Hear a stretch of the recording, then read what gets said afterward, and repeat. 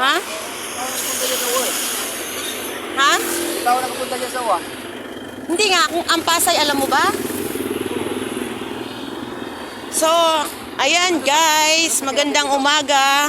So, hindi talaga ako nakapag-video doon sa harap ng TV5 kasi bawal. Nire-respeto naman natin ang kanilang kagustuhan or kailangan natin sundin yung kanilang patakaran guys. So ngayon, dahil galing na kami doon sa loob, nakapila kami kagabi and then kami ay in-interview naman ng mga staff ni Sir Rafi Tulfo doon sa aming kahilingan na sa aming kamag-anak ay agarang mapauwi magmula doon sa Saudi Arabia or doon sa Riyadh na sana'y mapauwi na siya ng mas maaga para matapos na ang kanyang paghihirap doon kaibigan, matapos na ang paghihirap niya doon. Ayan. So, ngayon binigyan kami ni Sir Rafi ng referral papuntang OWA kay Sir Arnel Ignacio. So, doon ang gawin namin at para mapauwi na nga itong aking kamag-anak sa lalo't madaling panahon guys dahil nakakaawa na talaga. So, ayan. So, kasama ko ang kanyang asawa. Ayan yung kanyang asawa. Yan yung kanyang asawa.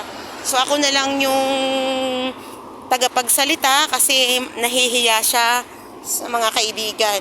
So, sana, hopefully na mapadali ang pag-uwi niya dahil nakakatakot na rin ang kalagayan niya doon. Gusto na niyang tumakas pero talagang pinayuhan ko ito na wag niya itong gawin dahil baka mas lalo siyang magka-problema doon at alam mo na, baka gawan siya ng mas malaki pang problema doon dahil hindi nga naman natin yung sariling bansa mga kaibigan. So ngayon, i-update ko naman kayo para doon sa pagpunta namin sa OWA mamaya. Ayan mga kaibigan.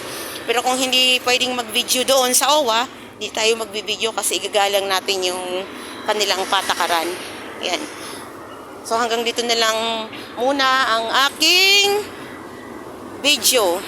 Thank you for watching. Ayan. Ito yung video na pagsagip doon sa aming kamag-anak doon sa mga employer niya na mga hindi siya binabayaran mga kaibigan. Nakakaawa. Kaya kailangan naming tulungan. Nakakaawa, trabaho ng trabaho na wala namang sweldo. Ayan. Nagpapakahirap, gustong pumunta ng ibang bansa, ng ibang bayan para makatulong sa pamilya, para guminhawa. Pero guys, ito ang nangyayari, imbis na guminhawa, puro paghihirap guys ang kanyang nararanasan.